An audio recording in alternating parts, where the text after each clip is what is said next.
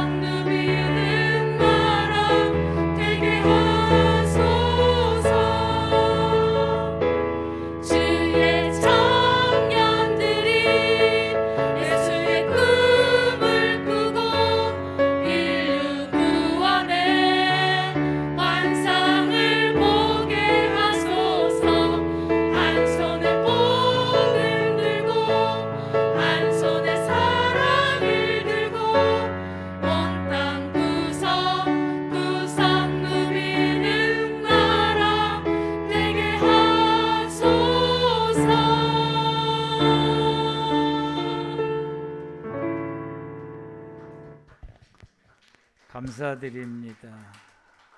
수고들 하셨습니다.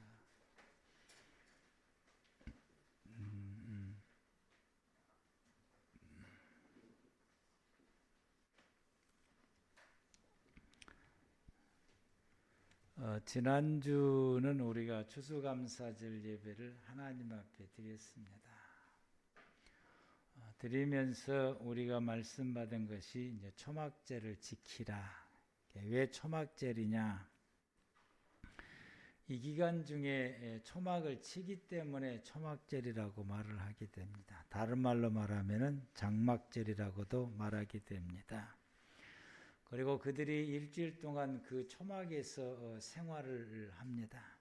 그것은 광야 시대를 생각하는 것이고, 그 광야 시대 때에 하나님과 함께 살았던 시절이 광야 40년간의 생활이었습니다. 하나님께서 그들과 함께 동행하셔서 그들을 지키시고 돌보시고 보살피시고 또 끊임없이 말씀하시고 그들을 이끌어 주셨던 하나님과 함께 살아가는 생활입니다. 그래서 이 초막절 기간 중에 일주일 동안 초막을 생활하면서 그들의 신앙을 하나님과 함께 살아가는 신앙으로 회복하는 기간이 이 초막절입니다. 우리 꿈의 교회 사랑하는 모든 성도 여러분들이 이번 감사절을 지나면서 여러분들의 신앙이 하나님과 함께 살아갈 수 있는 신앙으로 회복하는 은혜가 있기를 축복합니다. 그게 이루어져야 되는 것입니다. 그리고 이 일주일 동안 초막절을 지나면서 여러 가지 많은 행사들을 하게 되는데, 버드나무를 번제단 남서쪽에다가 세우고 또 실로암 물을 이스라엘 온 백성들이 이 물을 길러다가 번제단에 그 물 붓는 곳에다가 물을 붓는 이런 수전제의 행사를 지나는 것은 하나님의 은혜를 구하는 그런 그 대대적인 행사를 하게 됩니다. 하나님의 은혜가 있어야 산다라고 하는 것입니다. 버드나무 죽어져가는 그 버드나무를 바라보면서 하나님께서 우리에게 은혜를 부어주지 않으시면은 물이 없어 죽어가는 저 버드나무처럼 우리도 저렇게 쇠잔에서 말라져 죽어가게 됩니다. 그러므로 우리에게 하나님의 은혜를 부어주옵소서라고 하나님의 은혜를 구하는 그런 또 시간들을 갖게 되고, 또 하나님의 은혜를 강력하게 구하게 됩니다. 마지막 날 저녁에 여인의 뜰에서 모여서 밤새도록 춤을 추면서 그 시간을 이제 보내게 되는데, 여인의 뜰에서 이제 춤을 추는 그 시간은 그들의 눈과 귀와 마음이 하나님께 향하는 그런 시간을 회복하는 시간입니다.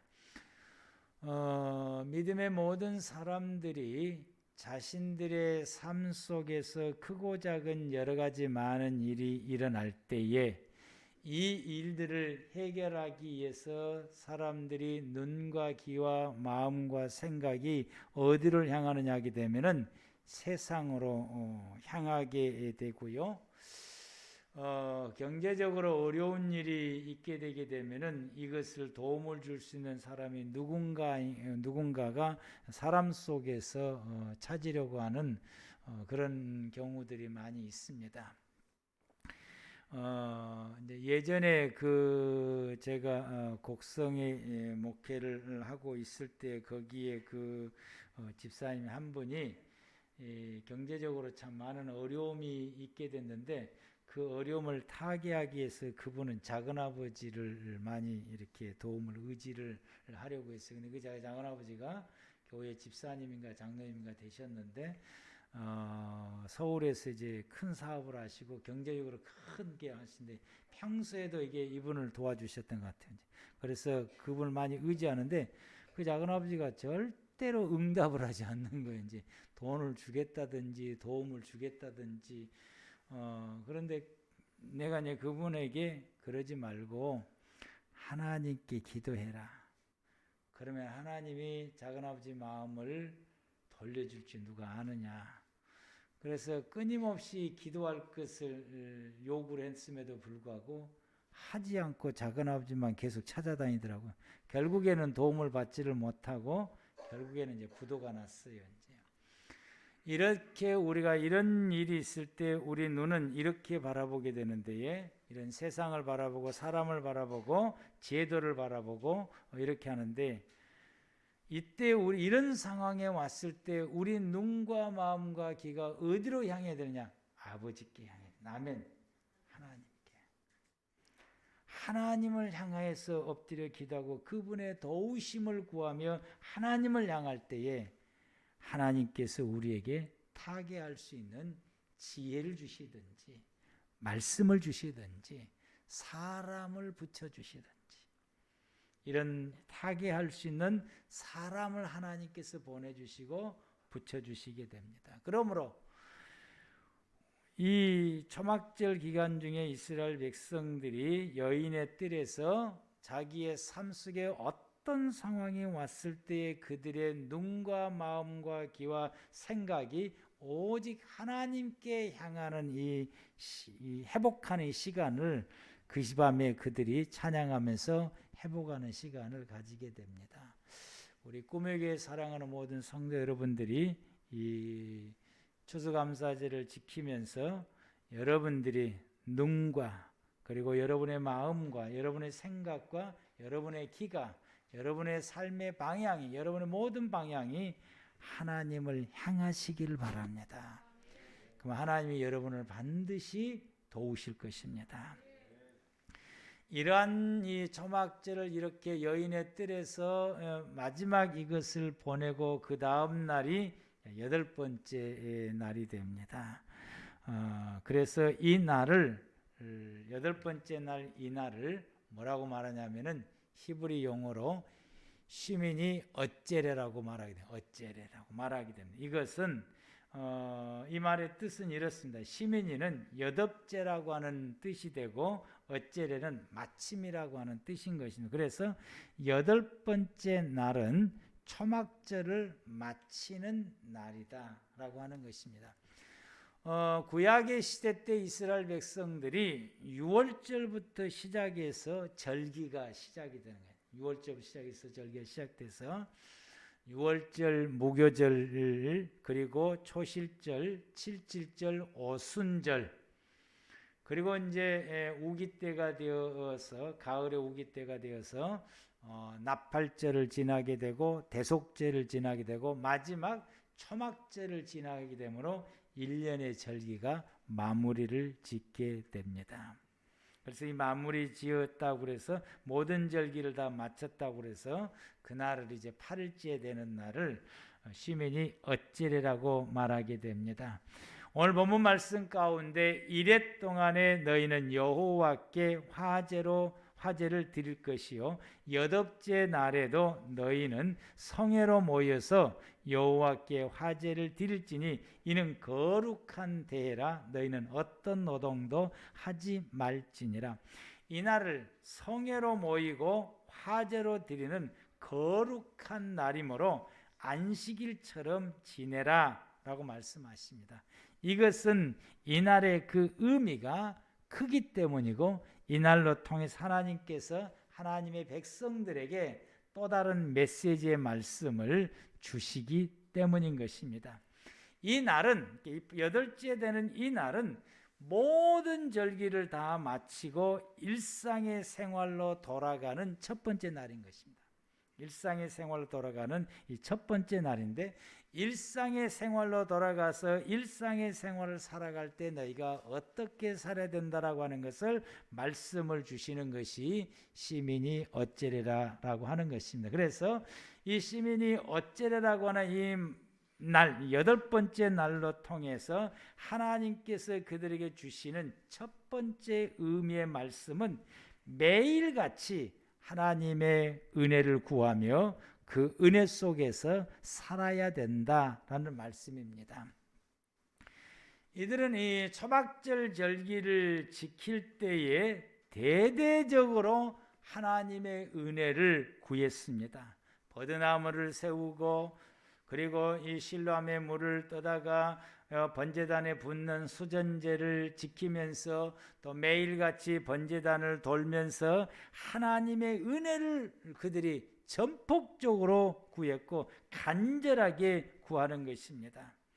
근데 이 절기 때 그들이 참으로 총 집중해서 하나님의 은혜를 구하는데, 이 절기 때 은혜를 구하는 것으로 끝나는 것이 아니다라고.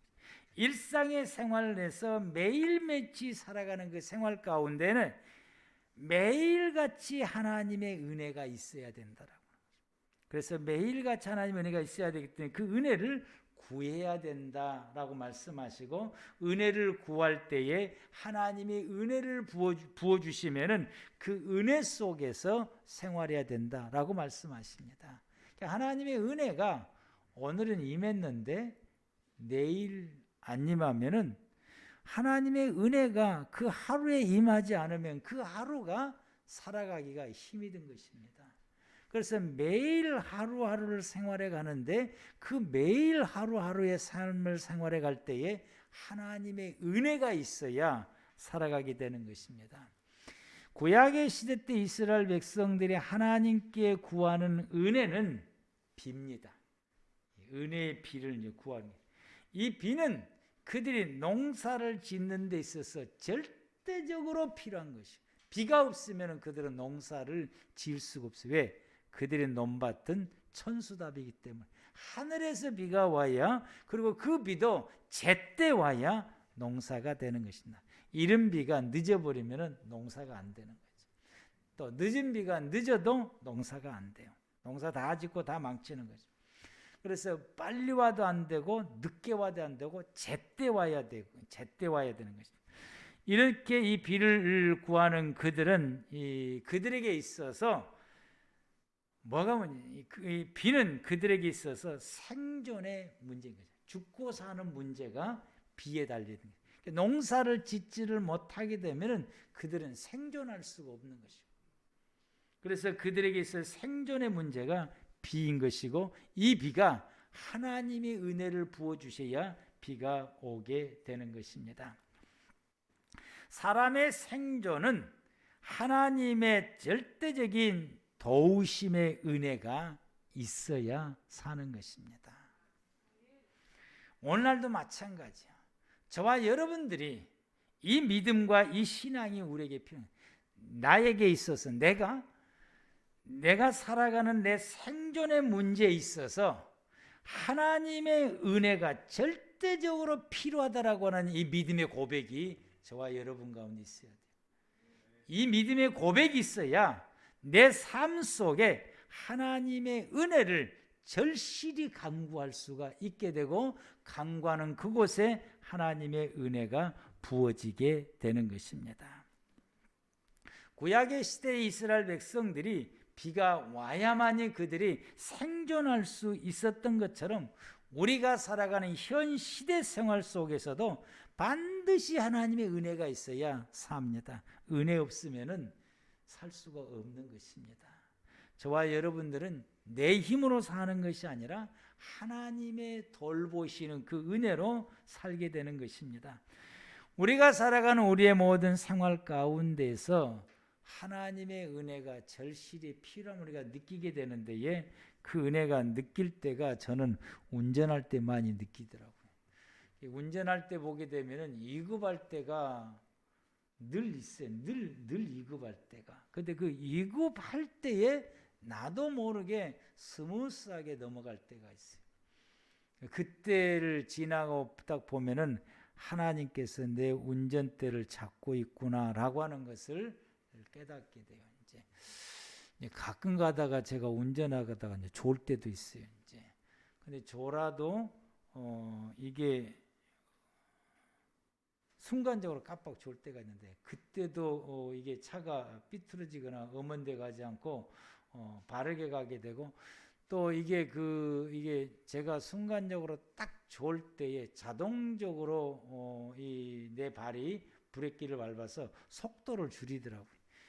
이것이 내가 그렇게 하는 것이 아니라 하나님께서 그렇게 하고 있구나라고 하는 것을 깨닫게 됩니다. 하나님의 도우심이 우리의 삶의 모든 구석구석 가운데에 하나님이 도우시는 은혜가 있어야 우리 생존의 문제가 결정되어지게 되는 거죠.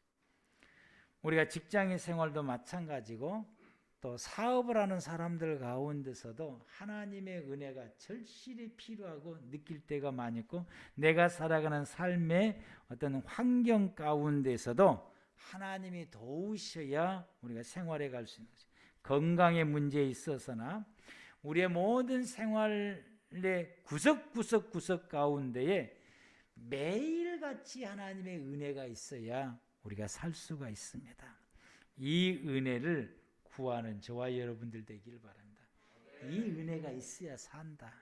이 은혜를 매일같이 구해라. 그러므로 너희가 시민이 어째라고 하는 것은 절기때 은혜를 구하는 것으로 끝내지 말고 일상의 생활에 돌아가는 첫날부터서 본격적으로 너희의 삶 속에 하나님의 은혜가 임하고 그 하나님의 은혜 속에서 생활하는 삶을 살아라 라고 하는 것이고, 그 삶의 첫 출발하는 날이 8번째 날인 것입니다. 사랑하는 성도 여러분, 매일같이 여러분 하나님의 은혜를 구하십시오. 아멘. 매일같이 살아가는 내 생활 가운데 하나님의 은혜가 없으면은 나의 생존의 문제가 달려있음을 깨닫고 그 은혜를 구하고 그 은혜를 부으시는 그 은혜 속에서 우리가 평강을 누리며 하나님의 도우시는 은혜 속에서 매일같이 살아가는 우리 꿈의 교회 모든 성도 여러분들 되시길 바랍니다. 그 은혜가 바로 우리가 성령 충만함을 힘입는 길입니다. 이 시므온의 어째의 두 번째 그 의미는 심카토라라고 그래서 율법을 다시 읽는 날인 것입니다. 이스라엘 백성들이 이 율법이라고 말하게 되게 되면은 성경의 말씀, 창세기에서부터서 신명기까지의 말씀 중에서 하나님께서 그들에게 지키라고 말씀하시는 말씀을 뽑아냈더니 그 뽑아낸 말씀이 613개가 되는 거예요. 그래서 율법이라고 말하면은 그 율법 13개 조항이 들어있는 것이고, 이것을 이번에 우리 큰 놈이 그걸 번역을 해가지고 저한테 그 카톡으로 보내줘서 그걸 번역을 해가지고 카톡으로 보내서 이번에 작업을 끝냈습니다라고 먼저 저한테 보내주더니 그걸 제가 책으로 만들었어요. 나만 보려고 책으로 만들고 요새 그걸 가끔 보게 되는데, 이 율법의 이 말씀을 그들이 1년 주기로 읽는 1년 주기로 읽는데, 그 1년 주기로 읽는 첫 번째 날이 바로 이 시므리 어째래 8번째 날 그 1년 주기를 다시 읽기 시작하는 것입니다. 하나님의 백성은 하나님의 말씀을 읽고 듣고 묵상하면서 그 말씀을 순종하며 그 말씀을 따라서 살아가는 사람들입니다. 성도들이 하나님의 말씀을 읽지 않거나 듣지 않거나 또 들었던 말씀들을 읽었던 말씀들을 묵상하지 아니하고 하나님의 말씀을 마음에 새기지도 아니하고 그 하나님의 말씀을 따라 살아가는 것이 아니라 자기 멋대로 살아가는 성도는 하나님께서 성도라고 말하지 않습니다. 이런 분들은 성도가 아니에요.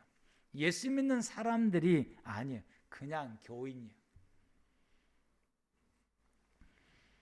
성도는 하나님의 말씀을 늘 읽고 그 말씀을 늘 듣고 그 말씀을 늘 묵상하고 생각하고 그리고 그 말씀을 깨닫는 말씀들을 감동하고 감격해하고 그 말씀을 마음에 새기고 그리고 그 말씀을 따라서 순종하며 살아가는 것이 성도들의 삶이고, 그렇게 사는 성도가 성도인 것입니다.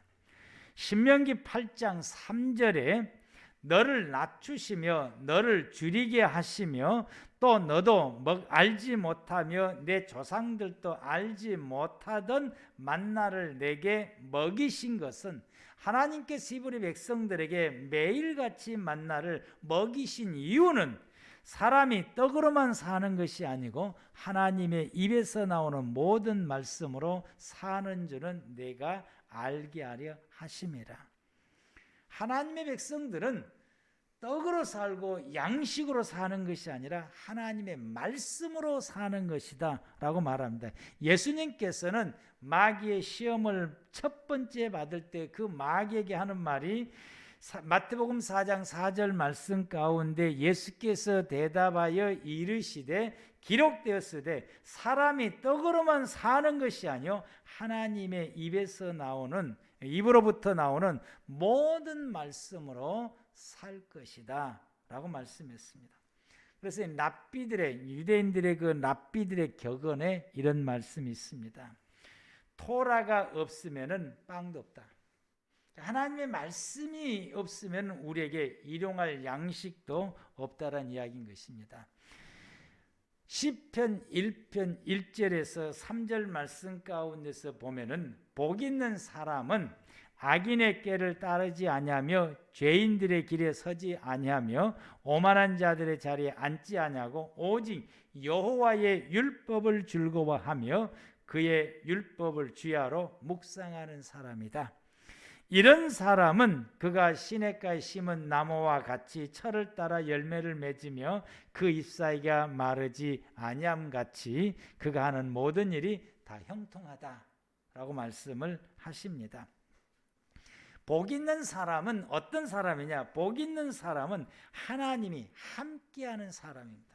그래서 우리가 이 복이라고 하는 이 단어를 생각할 때에 물질에 국한을 두거나 사회 지위의 출세에 국한을 두거나 건강에 국한을 두게 되면은 아픈 사람은 복이 없는 사람인가?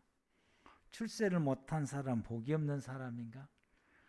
성경에서는 복 있는 사람은 어떤 사람이냐? 세상 사람들은 세상 것이 풍부하면 복이 있다라고 말하고 그것이 반대적으로 적거나 없으면 복이 없다라고 말하게 되는데, 성경에서 즉 하나님께서는 복 있는 사람은 어떤 사람이냐? 하나님이 함께한 사람이라는 것입니다.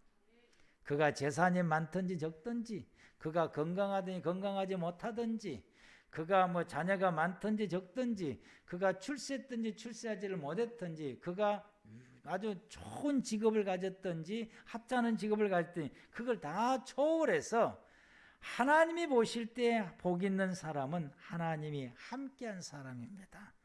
하나님이 함께하는 복인이 되시기를 축복합니다. 그런데 말씀을 보면은 그러면은 이제 누가 악인이고 누가 죄인이고 누가 오만한 사람이고 누가 의인이냐라고 하는 것입니다. 악인과 죄인과 오만한 사람은 같은 거예요. 이제. 그래서 말씀을 읽지 않거나 듣지 않거나 묵상하지 않거나 그 말씀을 이웃과 함께 나누지 않거나 전하지 않는 사람은 악인이고 죄인이고 오만한 사람이다 라고 하는 것입니다. 말씀과 상관없이 생활해가는 사람, 저와 여러분들이 믿음의 생활하고 예수 안에서 예배를 드리고 신앙생활한다고 하지만 우리가 말씀을 읽지 않거나 듣지 않거나 말씀을 생각하고 묵상하고 그 뜻을 새기지 않거나 그리고 그 말씀을 순종하지 않으면 우리는 하나님 앞에서 악인이고 죄인이고 오만한 자인 것입니다. 의인이라고 하는 것은 하나님의 말씀을 읽고 듣고 묵상하고 그리고 그 말씀을 깨닫고, 하나님의 말씀을 읽고 듣고 그리고 그 말씀을 묵상하고 생각할 때에 거기에 하나님의 말씀이 이런 것이고 이 뜻이구나 라고 하는 것을 깨달아지게 되게 되면은 가슴이 벅차고, 이 벅참이 크면은 그 순간에 숨이 제대로 쉬지를 못합니다. 숨이 안 쉬어져요.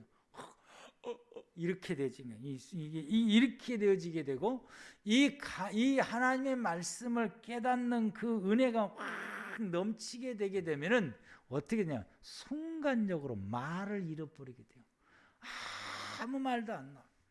가만히 그분 앞에서 가만히 있게 되는데, 가만히 있는 그 시간이 어쩔 때는 1시간도 가고 2시간이 갈 때가 있어요. 거기에 그냥 딱 정지가, 그 말씀에 사로잡혀서 이렇게 딱 정지가 돼 있는 상태가 있어요.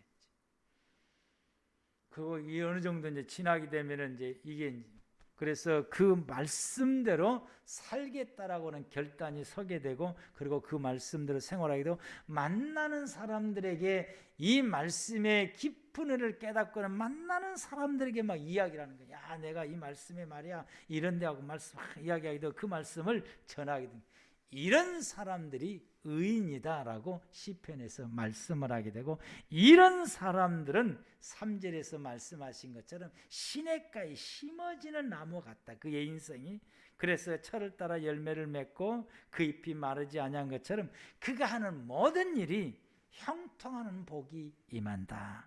아멘. 이 은혜가 임하기를 축복합니다. 여러분, 이제 저와 여러분들은 매일같이 하나님의 말씀을 읽고 들으시고 묵상하고 마음에 새기시길 바랍니다. 이 긴 밤 뭐 하시겠습니까? 말씀 봅시다. 아멘. 그리고 말씀을 우리가 딱 읽으면은 그 말씀에 내 마음에 딱 부딪히는 말씀이 있어요. 그 말씀을 다시 되새김질하면서 묵상하면서, 묵상을 할 때 그 말씀의 깊은 비밀들이, 그 말씀의 깊은 뜻들이, 그리고 그 말씀을 통해서 내게 하나님께서 또 다른 말씀을 내게 끊임없이 말씀하시면서 내 속에서 끊임없는 말씀들이 생각나고, 그 말씀의 꼬리에 꼬리를 이어서 계속해서 생각나게 묵상하면 이렇게 되는 거죠. 그것이 내게 있어서 감동을 오고 감격을 오고, 그 말씀이 어쩔 때는 내게 은혜로 확 와닿게 되면은 숨이 멈춰지게 되고, 그리고는 1시간이고 2시간이고 그 말씀에 사로잡혀서 꼼짝을 못하고 가만히 그 은혜 가운데 머물러 있는 이런 그 시간들도 있게 됩니다. 이런 은혜가 있기를 축복합니다. 여러분들은 하루에 하나님의 말씀을 어느 정도 읽으십니까? 하루에 어느 정도 읽고 넘어가십니까? 여러분들은 하나님의 말씀을 얼마만큼 듣고 계십니까? 여러분이 하나님의 말씀을 얼마만큼 생각하고 묵상을 하십니까? 여러분들이 말씀을 묵상할 때마다 여러분의 가슴을 치거나 감동이 되거나 새롭게 깨닫는 하나님의 은혜의 역사가 여러분들이 경험한 적이 있으십니까? 그리고 그것이 매일같이 있으십니까? 우리 이것이 매일같이 있어져야 됩니다. 말씀을 보고 묵상할 때마다 이 은혜가 있어져야 돼. 그것이 나를 세워나가는 하나님의 역사가 이루게 되는 것입니다. 그래서 우리가 그 말씀을 새기고, 그리고 그 말씀을 따라 살아갑니다. 말씀 따라 살아가는 사람이 의인이고, 이 말씀 따라 살아가는 사람이 하나님이 함께 하시고, 그 사람이 복이며 그 사람의 삶 가운데 형통하는 은혜가 임하게 되는 것입니다. 이때 하나님께서 우리에게 성령의 충만함을 부어주시고, 이런 삶의 역사가 계속해서 이어져 가게 되고, 그것이 저와 여러분의 삶으로 이어져야 되고, 시면이 어째리라고 하는 것은 이런 은혜의 삶을 시작하는 날이고, 그것이 매일같이 이 은혜 속에서, 말씀 속에서 살아야 된다라고 하는 것을 하나님께서 말씀하신 것입니다. 8번째 날 3번째 의미, 시민이 어째리 3번째 의미는 이날부터서 하나님께서 말씀하신 것이 11조를 구별하는 삶을 시작하는 날인 것입니다. 이것은 하나님을 경외하며 하나님을 경배하는 경건의 삶의 시작이다라고 말하게 됩니다. 11조를 구분하며 사는 것은 하나님의 것을 구별해서 하나님께 돌려드리고, 나의 것을 구별해서 내가 쓰는 것입니다. 이걸 구별을 할 줄은, 이걸 구별을 하는 것이 하나님을 경외하는 것이고, 그게 하나님을 경배하는 것이고, 그렇게 생활해 가는 것이 경건이다라고 말씀하십니다. 우리는 이 경건이라고 말을 하게 됐을 때에 우리는 이 유교 정신이 좀 있어가지고 점잖하고 말도 좀 공손히 하고 품행이 단정하고 이러면은 우리가 경건하다라고 말하게 됩니다. 그런데 성경은 그런 것과 상관없이 하나님의 것과 나의 것을 구별하며 생활해가는 삶을 경건한 삶이라고 말하게 됩니다. 야고보서 1장 27절에 말씀하시기를 하나님 아버지 앞에서 정결하고 더러움이 없는 경건은 고아와 가부를 그 환난 중에 돌보고 또 자기를 지켜 새 속에 물들지 아니하는 그것이니라 라고 말씀. 이 야고보서 1장 27절의 이 말씀은 바로 시민이 어째레의 그 말씀의 근거에서 말씀을 하시게 되는 것입니다. 하나님을 경외하고 경배하는 경건이라고 하는 것이 고아와 가부들을 돌보고 자기를 새 속에 물들지 않는, 새 속에 물든다라고 하는 것은 하나님을 경배하거나 경외하거나 섬김에서 벗어나는 것을 말하게 됩니다. 그래서 하나님을 섬기지 않는 것을 이 세속이라고 말을 하게 됩니다. 그럼 이게 왜 이런 말씀이냐? 우리가 이 말씀을 보면은 11조의 사용처를 보면은 알 수가 있는 거예요. 구약의 시대 때 하나님의 백성들이 11조를 하나님 앞에 드릴 때에 6년 단위로 끊어서 드리게 돼요. 7년째는 안 드려요. 왜 7년째는 안 드냐? 농사를 안 지어. 자연 그대로 놓고 거기에 소출되는 것은 누구든지 갖다 먹는 거예요. 그 내놓으니까 나만 먹는 것이 아니라 누구든지 아무 영토에 있는 것이 자기의 필요한 양식만큼 가져다가 먹는 거예요.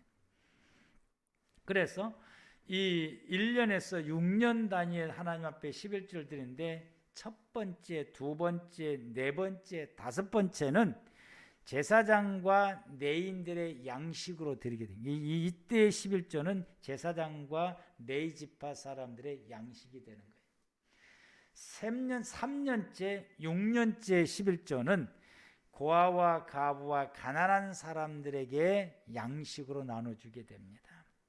그러므로 이 말씀을 근거해서 보면은 경건이라고 하는 게 뭐냐? 경건이라고 하는 것은 자기들의 영적 지도자인 제사장과 레위인들을 섬기며 그들의 생활을 돌보고 그리고 그들과 함께 생활했던 가난한 사람들의 생활을 돌보고 나누는 것이 경건이다라고 말하게 돼. 이것이 경건이다라고 말하게 돼. 이러한 생활을 이제부터서 하나님의 것을 구분해서 하나님의 드림으로 통해서 이러한 경건의 생활을 다음에 시멜이 어째리가 될 때까지 1년 동안 계속해서 이 생활을 매일같이 살아야 된다라고 말씀을 하게 된 것입니다.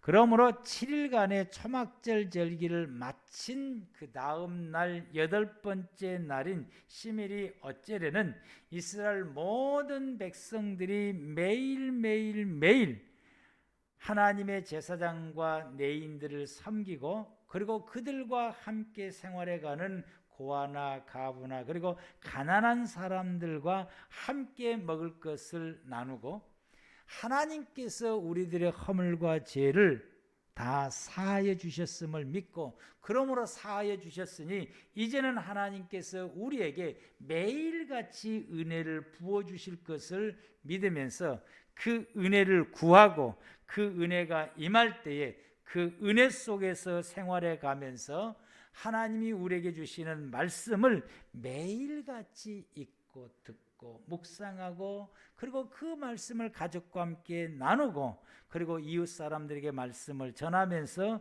말씀과 더불어서 살아가는 이 삶을 시작하는 날이고 이것을 매일같이 살아가는 것이 시멜이 어째르다라고 말하게 됩니다. 이날을 맞이했던 이들에게 예수님의 시대 때에 요한복음 7장과 8장 말씀을 보게 되면 두 가지의 사건이 터지게 됩니다. 이 두 가지의 사건을 통해서 예수님께서 시멜이 어째를 통해서 어떻게 나가야 되는 것이 어떻게 해야 되는 것을 어떻게 할 때에 올바른 이 날을 계속해서 진행해 갈 수 있는지를 주님께서 요한복음 7장과 8장에서 우리에게 말씀해 주시고 있습니다.